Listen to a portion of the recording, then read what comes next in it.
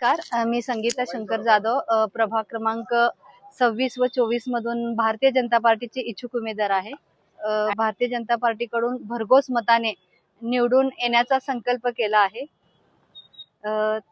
सध्याला जे इनकमिंग चालू आहे त्याच्याबद्दल काय वाटतं की यावेळेस तुम्हाला तिकीट दिलं जाईल काय? नक्कीच दिलं जाईल, कारण आमचे नेते जे आहेत ते सच्चे कार्यकर्ते जे आहेत त्यांचा विचार करणारे आहेत आणि भारतीय जनता पार्टीमध्ये येण्याची संख्या हीच आहे की त्यांचं प्रेम आहे भारतीय जनता पार्टीच्या कामावरती आणि देशाचा, महाराष्ट्र राज्याचा जो झालेला विकास आहे त्यामुळं लोक येत आहेत पक्षामध्ये.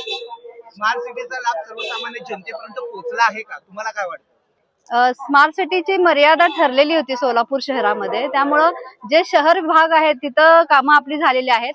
हद्दवाढ भागामध्ये ते काम झालेलं नाहीये.